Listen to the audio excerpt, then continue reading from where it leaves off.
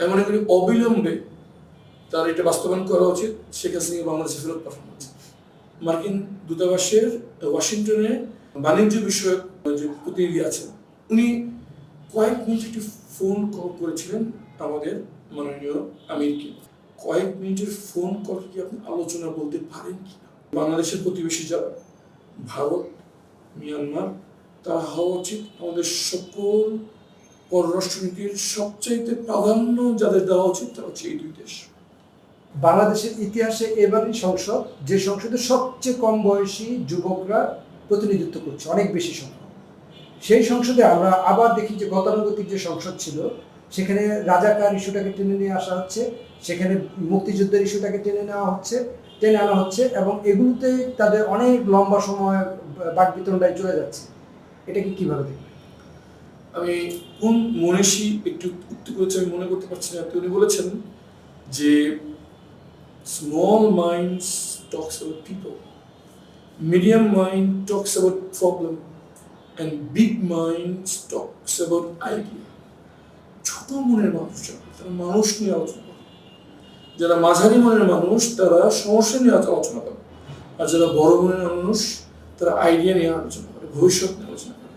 সুতরাং আমি ত্রয়োদশ জাতীয় সংসদে যারা মাননীয় সংসদ সদস্য তারা জাতির আকাঙ্ক্ষার প্রতি, তারা কোন মনের অধিকারী এটা তাদের কথা দিয়ে আপনি বুঝতে পারবেন। সুতরাং আমি আহ্বান করবো সবাইকে বড় মনে পরিচয় দেওয়ার জন্য। বাংলাদেশের সাথে কোন কোন দেশের সম্পর্ক না রাখলেই না, এবং ভারতের সাথে দিন দিন সম্পর্কটা কেমন হচ্ছে বলে আপনি মনে করেন? শুভেন্দু অধিকারী নির্বাচিত হওয়ার পর এটাকে আপনি কিভাবে দেখছেন?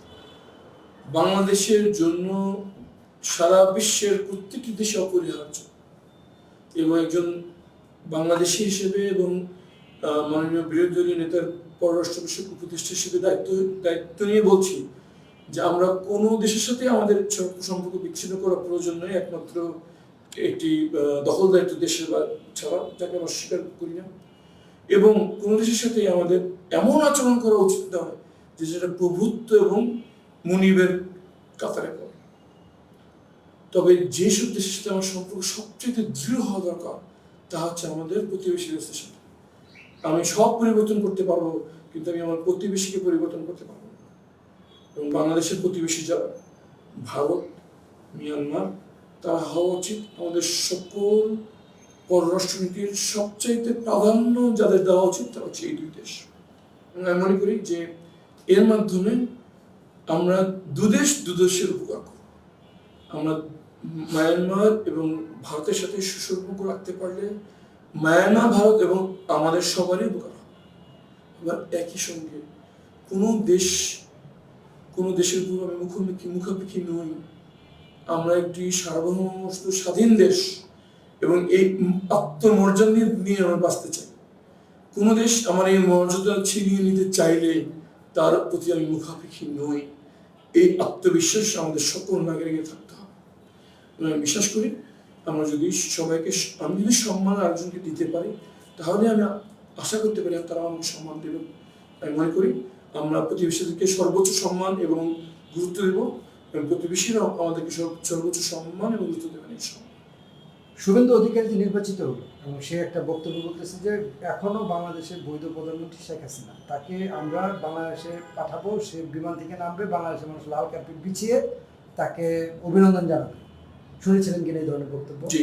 এবং এই ক্ষেত্রে আপনারা মানে কি এটা কিভাবে মূল্যায়ন করছেন? আমি মনে করি অবিলম্বে তার এটা বাস্তবায়ন করা উচিত, শেখ হাসিনাকে বাংলাদেশে ফেরত পাঠানো উচিত। বাংলাদেশের সাথে কিছু কিছু দেশের নিরাপত্তা ও সমচুক্তি হচ্ছে বা হতে পারে, তুরস্ক, পাকিস্তান, অন্য কিছু দেশের সাথে। এটা আপনি যেহেতু পররাষ্ট্র বিষয়ে আপনার অনেক নলেজ আছে, এটা সম্বন্ধে একটু জানতে চাচ্ছি। আমি মনে করি যে politics is art of compromise. আমি অবশ্যই কাউকে বিশেষ সুবিধা দিতে পারি, এর বিনিময়ে আমার বিশেষ সুবিধা পেতে হবে। আমি বাংলাদেশের আমরা দেখেছি যে গত সিস্টেমের অনেক অসম চুক্তি হয়েছে। দেশকে বিক্রি করে দেওয়ার মতো, দেশের মানুষকে বঞ্চিত করে অন্যকে সুবিধা দেওয়ার মতো অসংখ্য চুক্তি হয়েছে। সুতরাং আমি মনে করি যে অবশ্যই সবাই সমান নয়, সকল দেশের কাছ থেকে বাংলাদেশের চাওয়া পাওয়া যেভাবে সমান নয়, সুতরাং চুক্তিও সবার সাথে সমান হতে হবে এমন কোনো বাধ্যবাধকতা নেই। কোনো বিশেষ ব্যক্তি আমি অবশ্যই বিশেষ সুবিধা দিতে পারি, তার মাধ্যমে আমার বিশেষ সুবিধা পেতে হবে এবং দিন শেষে অঙ্কের হিসাবটা মিলতে হবে। সুতরাং আমরা যদি মনে করি যে যারাই করুক, যারাই পররাষ্ট্রনীতিতে আছেন তারা যেন এই হিসাব করে করেন, এটা হচ্ছে প্রথম দাবি। দ্বিতীয়ত হচ্ছে স্বচ্ছতা। যখনই কোনোখানে গোপনীয়তা থাকবে সেটা হচ্ছে গিয়ে দুর্নীতির ক্ষেত্র তৈরি হয়। কি চুক্তি হলো, আমরা কি দিলাম, বিনিময়ে কি পেলাম, এটা নিয়ে যদি গোপনীয়তা রক্ষা করা হয় সেখানে আমার সমস্যা রয়েছে। যারা পররাষ্ট্র মন্ত্রণালয়ে আছেন, যারা দেশের নীতি নির্ধারণ পর্যায়ে আছেন, তাদের উচিত সব বিষয়ে সারা দেশের মানুষকে এবং বিশেষ করে বিরোধী দলকে সবকিছু অবহিত করার দায়িত্ব সরকারের। এবং বিশেষ করে পররাষ্ট্রনীতির ভিতরে আমরা দেশের ভিতরে আমার মত দ্বিমত সরকার বিরোধী থাকতে পারে, দেশের বাইরে আমরা সবার জন্য এক জাতি হিসেবে সবার কাছে পরিচয় দিতে পারি, এই দায়িত্ব সরকারকে নিতে হবে। সকল বৈদেশিক নীতির ব্যাপারে সরকারকে আমাদের সাথে যোগাযোগ করতে হবে, আলোচনা করতে হবে এবং আমরা ওয়াদাবদ্ধ যে আমরা পূর্ণ সহযোগিতা করব। আমেরিকার সাথে একটা অসম চুক্তি করা হয়েছে, বিশেষজ্ঞ এটা নিয়ে উদ্বেগ প্রকাশ করেছে, যে চুক্তিটাকে অনেকে আবার বলছে গোলামির চুক্তি, এবং সেখানে নাকি জামাত এবং বিএনপি সাই দিয়েছে এই চুক্তিটাতে, যে ডক্টর ইউনূস যে চুক্তি করে গেছে এই চুক্তিতে জামাত এবং বিএনপির সাথে আমেরিকার সরাসরি কথাবার্তা হয়েছে। যেহেতু আপনি সংসদ সদস্য এবং পররাষ্ট্র বিষয়টা আপনি দেখেন, এটা সম্বন্ধে আপনি একটু মূল্যায়ন চাচ্ছেন। অন্তর্বর্তী সরকার অর্থাৎ অন্তর্বর্তী সরকারের যারা উপদেষ্টা, আমলা এবং এই এগ্রিমেন্ট অন রেসিপ্রোকাল ট্রেড যে এগ্রিমেন্টটা নাম বলে অফিসিয়াল নাম, এটা এই চুক্তি সম্পাদনে যারা সম্পৃক্ত ছিল বাংলাদেশের অন্তর্বর্তী সরকারের পক্ষ থেকে, তারা কেউ বাংলাদেশ জামায়াত ইসলামের সাথে আলোচনা তো করেনি, যোগাযোগ করেনি। বাংলাদেশ জামায়াত ইসলামের সাথে মাঝে মাঝে যোগাযোগ করেছে মার্কিন দূতাবাসের কিছু কর্মকর্তা এবং মার্কিন দূতাবাসের ওয়াশিংটনে বাণিজ্য বিষয়ক যে প্রতিনিধি আছেন, উনি কয়েক মিনিট একটি ফোন কল করেছিলেন আমাদের মাননীয় আমিরকে। আমি একজন পররাষ্ট্র বিষয়ক শিক্ষার্থী হিসেবে বলতে চাই, কয়েক মিনিটের ফোন কল কি আপনি আলোচনা বলতে পারেন কিনা, এটা আমার প্রশ্ন।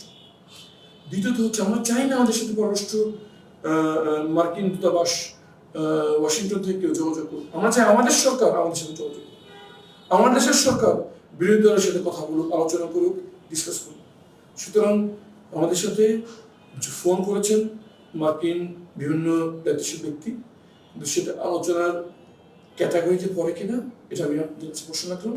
দ্বিতীয়ত হচ্ছে আমাদের দাবি হচ্ছে সরকারের কাছে, তারা আমাদের সাথে এখন পর্যন্ত আনুষ্ঠানিক কোনো আলোচনার উদ্যোগ তারা গ্রহণ করেনি এবং যদি তারা উদ্যোগ গ্রহণ করেন আমরা অবশ্যই রেসপন্ড করবো।